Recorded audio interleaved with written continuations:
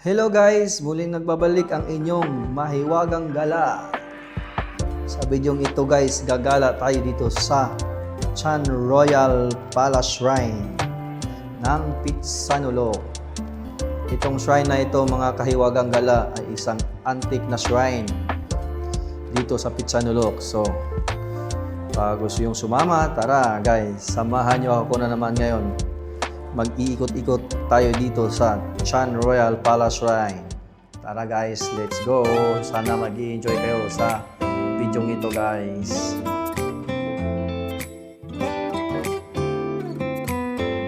Guys, dito sila nagdadasal sa lugar na to guys, na mga buwibisita ng mga deboto upang magdasal at mahandog ng kanilang mga tradisyon guys. Simple lang sila rito guys, bago sila mag-iikot-ikot dito sa lugar na to. Kumbaga, respeto sa lugar na ito guys.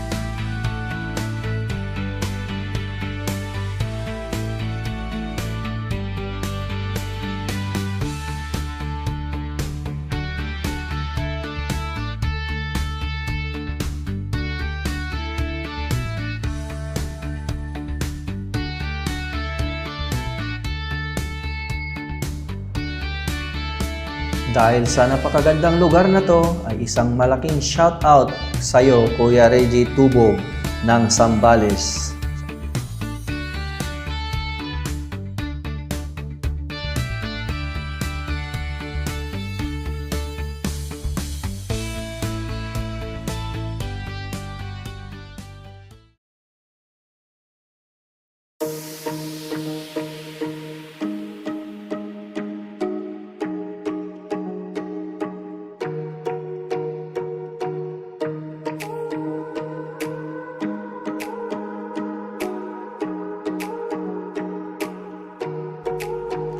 Ito na naman guys, ang maraming manok dito na naka-display na naman. Ito guys, pinapalibutan talaga to siya ng mga manok. Kahit doon sa malaking building niyan is mayroon ding mga manok yan nakapalibot guys. Kahit saan tong lugar na to, ang daming manok. Isa daw tong palatandaan sa gustong alaga ni Hari dito sa lugar na to, itong shrine na to guys.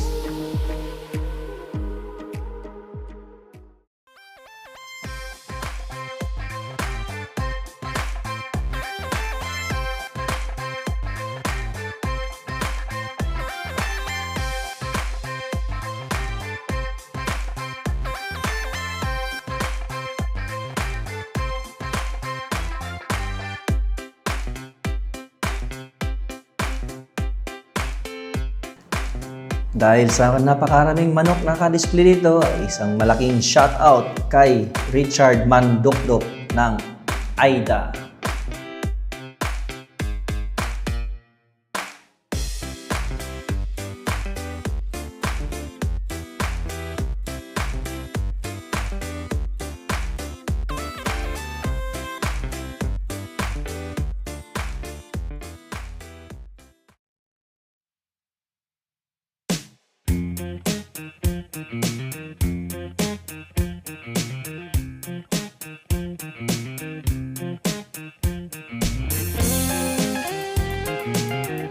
Ang Chan Royal Palace Shrine guys, o minsan tinatawag na Chan Palace Shrine or Phrat Tat Chan Palace Shrine ay isang makasaysayang lugar na matatagpuan sa Thailand, partikular sa lalawigan ng Phitsanulok.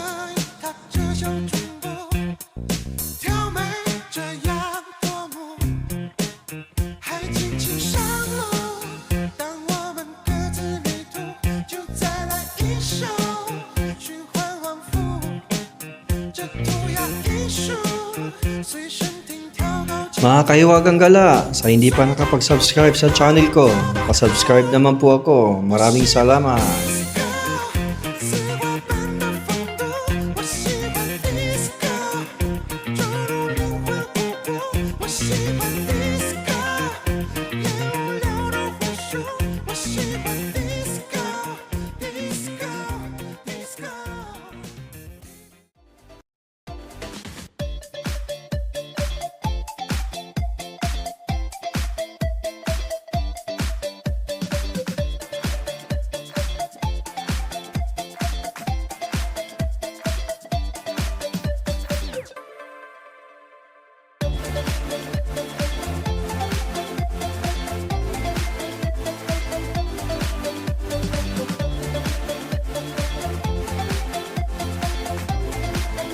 Guys, isa ito sa mga kilalang tira ni Haring Naresuan, ang Dakila.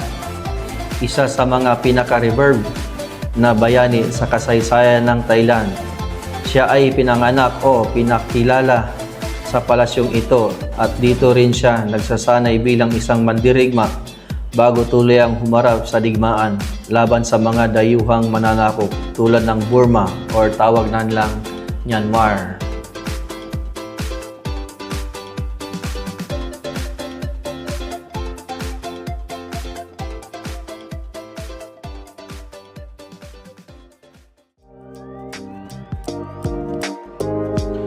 Noong 1350 hanggang 1767, ang Chan Royal Palace guys ay isang itinatayo noong panahon ng kaharian ng Ayutthaya at naging mahalagang lokasyon para sa mga maharlikang aktibidad.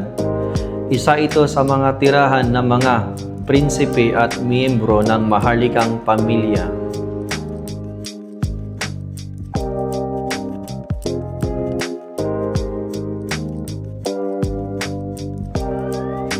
Sa pagdaan ng panahon guys, ang palasyo ay nasisira dahil sa mga digmaan at kakulangan sa konserbasyon. Pero gayunpaman, ito ay muling natuklasan at isinailalim sa archaeological na pagsasaayos. Bahagi ng orihinal or struktura ay makikita pa rin hanggang ngayon.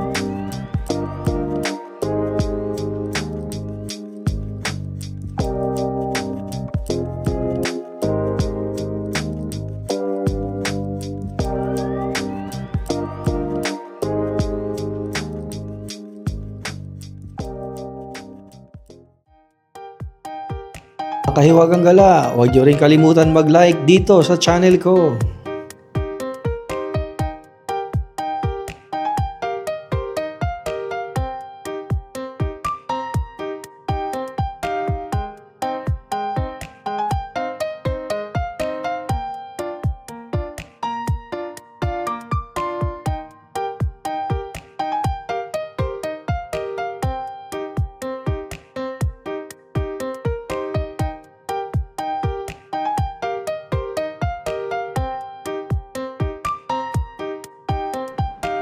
Ang Chan Royal Palace Shrine guys ay ito ang sanctuaryo o dambana upang magbigay pugay sa espiritu ni Haring Naresuan at sa kahalagahan ng lugar. Ito ang naging isang sagradong lugar para sa mga lokal at turista na nagnanais magbigay respeto sa makasaysayang kontribusyon ng hari.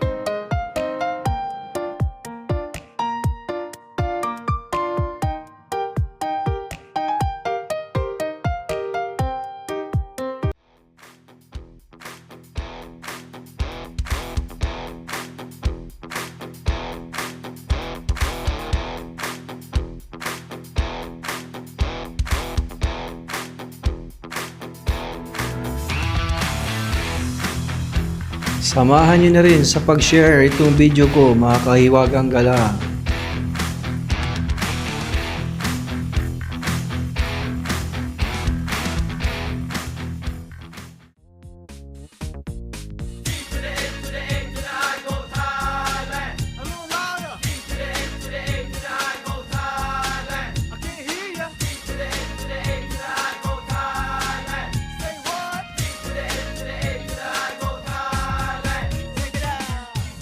ต้อนรับจะมาจากที่ใดจะมาจากไหนก็จะเป็นคนสำคัญเมืองไทยนี่ดีนะ Dahil napakagandang panahon ngayon guys, ay isang malaking shoutout kay Nida Dionisio Lopez ng Tondo.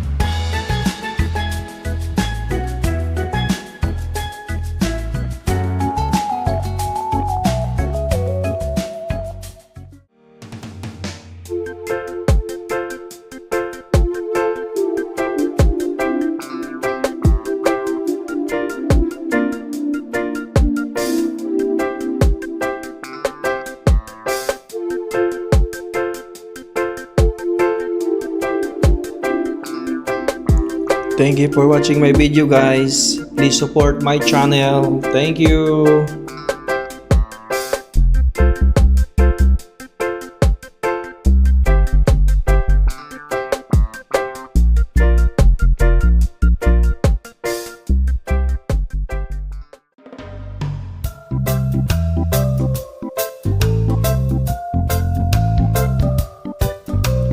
See you in my next video guys. Bye!